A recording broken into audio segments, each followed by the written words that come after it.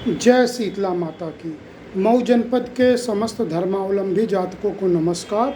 इससे पहले कि कल हम सोमवार 16 जून की पंचांग को देखें, हम बता दें कि कल रवि योग है। कोई भी कार्य करने के लिए बड़ा शुभ योग है और यायुज्य योग आज ही रात से आरंभ होगा। मैंने कल की वीडियो पे इस पे चर्चा की है, पर मैं दोनों की चर्चा पुनः कर ले रहा हूँ। सबसे पहले कल की पंचांग को बताना है तो आज रात को यायुज्य योग रात्रि 11:42 पे आरंभ होगा और कल दोपहर 1:10 तक रहेगा। यायुज्य योग जो है वो शुभ योग है, जिसमें आप नए कार्य आरंभ करना शुभ रहेगा, यात्रा करना शुभ होगा, महत्वपूर्ण निर्णय आप ले सकते हैं, उसको इम्प्लीमेंट कर सकते हैं, उसको क्रियान्वयन में ला सकते हैं और जो निर्णय लेंगे वो आपको सफलता भी देगी, समृद्धि भी करेगी और आपके भाग्य को वृद्धि भी देगी। इस योग में व्यक्ति सकारात्मक विवेक का हो जाता है, तो सकारात्मक होकर यह योग का आप लाभ उठाइए, इस यायुज्य योग का। अब कल की रात्रि यानी सोमवार की रात्रि को रवि योग बन रहा है, जो कि 11:24 पे आरंभ होगा और परसों रात्रि यानी मंगलवार की रात को 10:42 तक रह रहा है ये रवि योग। रवि योग में आप पुनः नए कार्य कर सकते हैं, कोई शुभ कार्य, विवाह संबंधित कार्य तक आप कर सकते हैं। विशेष बात यह है कि रवि योग में आप कोई पद ग्रहण करना हो तो वो पद ग्रहण कर सकते हैं, जिससे आप उस पद को प्राप्त करके बहुत सुशोभित होंगे और उस पद को ग्रहण करके उस पद को बहुत आप सुशोभित कर लेंगे। आप ऐसे कर्म करेंगे कि उस पद की गरिमा और बढ़ेगी। तो ये पद ग्रहण करने के लिए रवि योग बहुत बढ़िया है, विवाह करने के लिए, कोई शुभ कार्य आरंभ करने के लिए और नए कार्य आरंभ करने के लिए भी ये शुभ है। अब आइए हम पंचांग देख लेते हैं कल का, साथ ही में कल धनिष्ठा नक्षत्र में क्या करना चाहिए, क्या नहीं करना चाहिए सभी के लिए। और कल जो नवजात शिशु जन्म लेंगे, क्या वो मांगलिक है कि नहीं, क्या वो काल सर्प से ग्रसित होंगे कि नहीं, क्या वो 27 में पड़ेंगे कि नहीं, इन सभी विषयों पे चर्चा करेंगे। तो इस वीडियो को उन मित्रों को, उन जान पहचान वालों को अवश्य भेज दीजिए जिनकी कल संतान उत्पत्ति होनी है या भविष्य में भी जिनकी संतान उत्पत्ति होनी है, उनको ये वीडियो भेज दीजिए ताकि इस वीडियो को देखकर वो अपने बच्चे का गुण धर्म जान जाए, राशि का नाम स्वयं ही वो रख लें। ठीक, तो हम आरंभ करते हैं।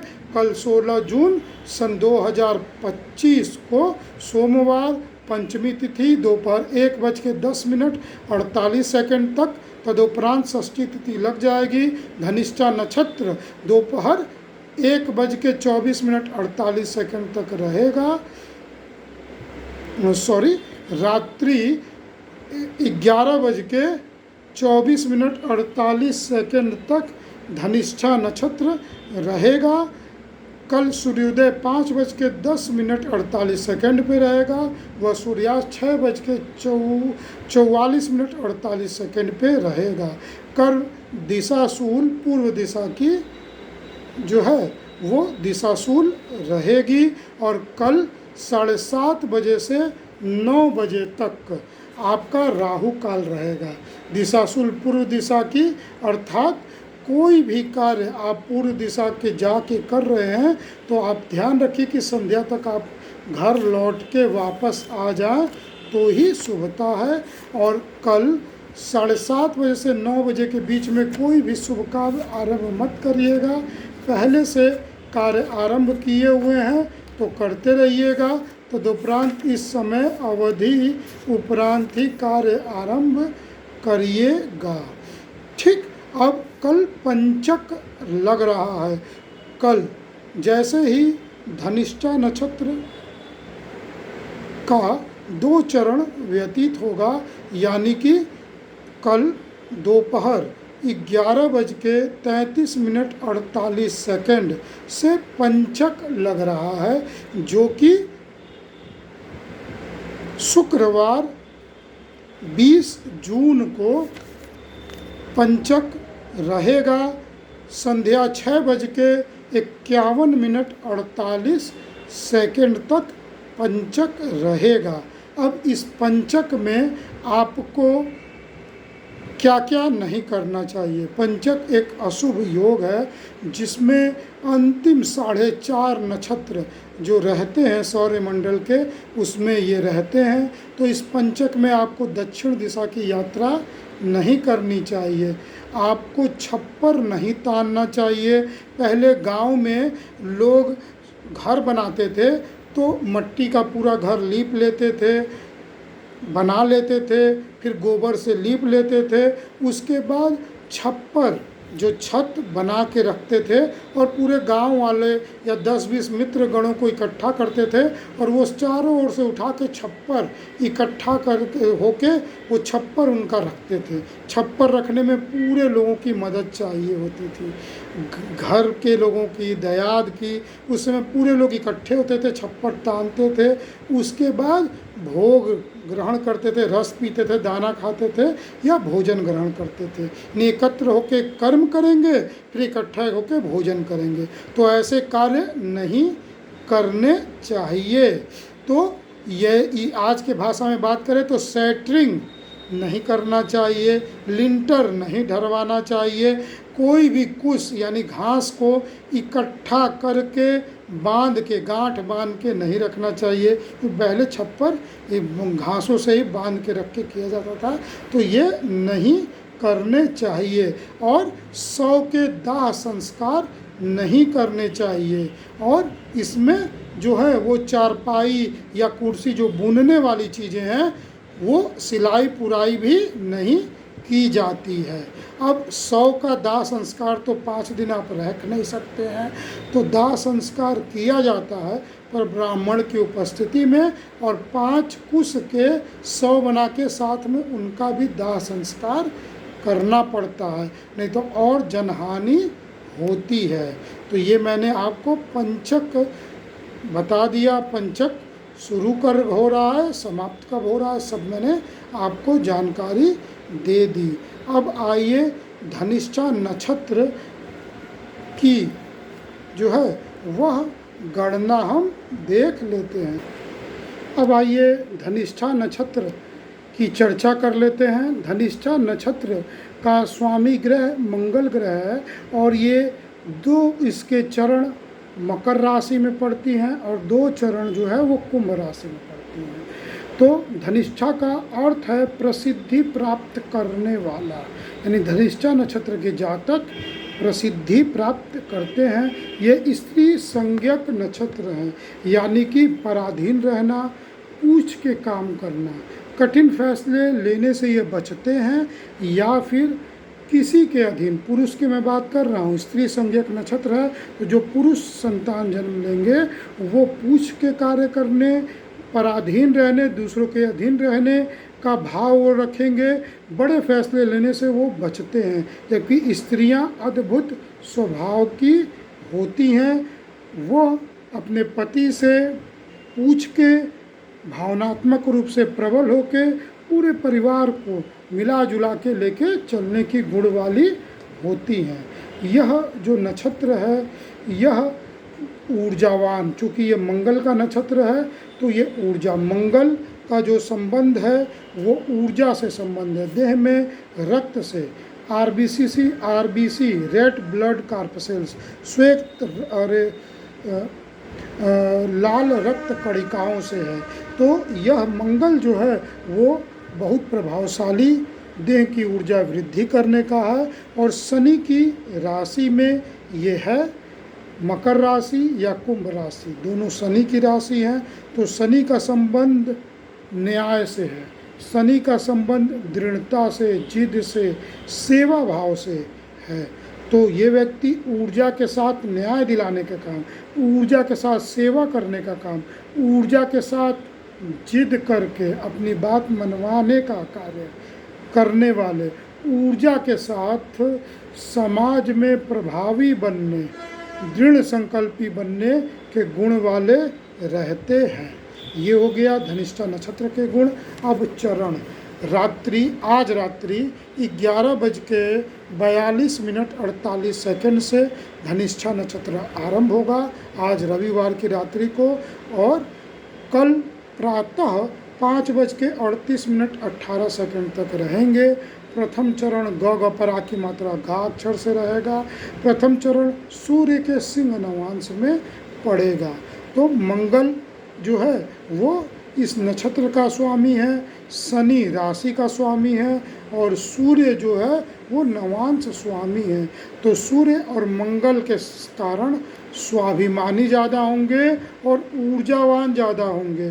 पर शनि जो सूर्य से विपरीत रहते हैं, सूर्य के पुत्र हैं शनि, सूर्य की पत्नी छाया से उत्पन्न हुए हैं शनि, तो सूर्य और शनि में थोड़ी दुश्मनी ज़्यादा रहती है।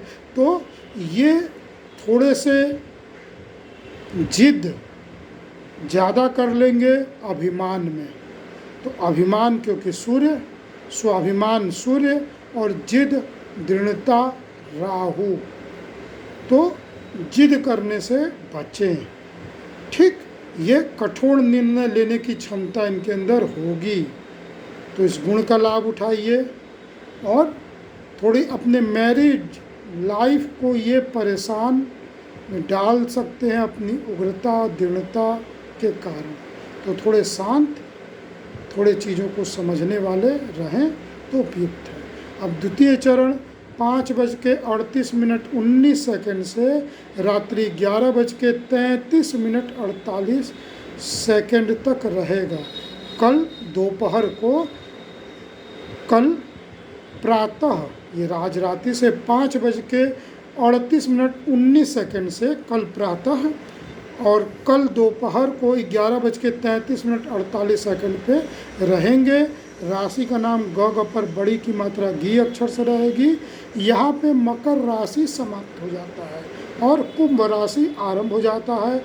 मकर राशि और कुंभ राशि दोनों का स्वामी शनि है और राशि रत्न नीलम ही है। तो बस राशि का अंतर है, बस यहाँ पे जो राशि का ही अंतर है यहाँ पे। अब आइए यहाँ पे जो द्वितीय चरण है इनका बुध का कन्या नवांश रहेगा। तो बुध के कन्या नवांश में पढ़ने के कारण बुध के गुण जातक में बढ़ जाएंगे, जो कि शनि के जो है मित्र नहीं है परंतु समता युक्त रहेंगे। तो बौद्धिक क्षमता बढ़ जाती है। यहाँ पे बुध जो है वो शनि को मित्र नहीं मानते हैं पर शनि बुध को मित्र मानते हैं।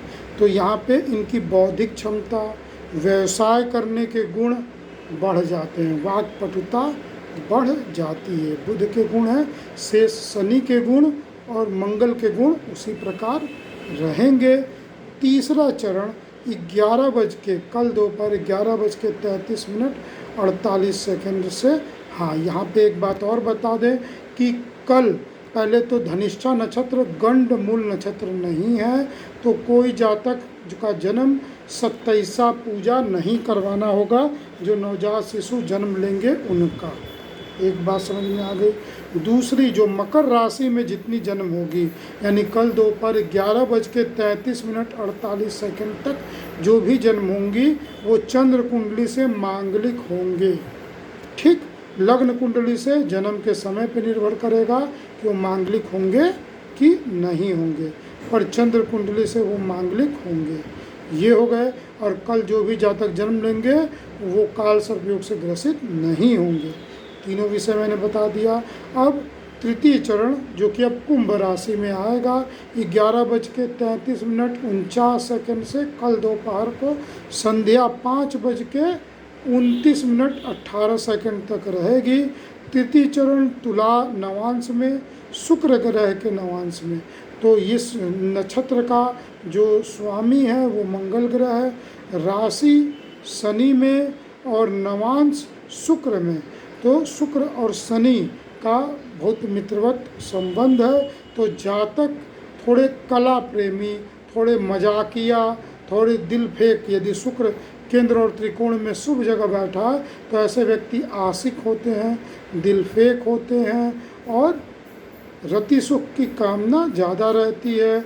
अलंकार, इत्र, सेंट, अच्छे वस्त्र पहनने की बड़ी शौक़ रहती है, अच्छे भोजन वगैरह ग्रहण करने के। अब चतुर्थ चरण 5:29 उपरांत 19वें सेकंड से रात्रि 11:24 तक रहेगा। राशि का नाम गग पर ए की मात्रा गे अक्षर से रहेंगे और ये मंगल के वृश्चिक नवांश में पड़ेंगे। तो यहाँ मंगल जो है वो नक्षत्र स्वामी भी है और नवांश स्वामी भी है। तो जातक में ऊर्जा बहुत बढ़ जाएगी।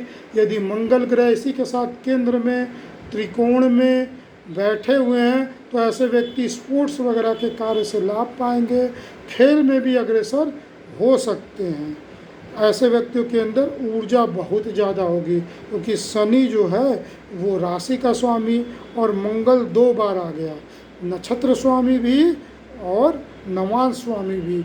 तो ऐसे व्यक्ति में ऊर्जा बहुत बढ़ जाती है। ये बात बात पे लड़ने के लिए, उग्र होने के लिए, किसी के लिए न्याय करने के लिए लड़ते भिड़ते रह सकते हैं। तो ये हो गए चारों चरणों पे।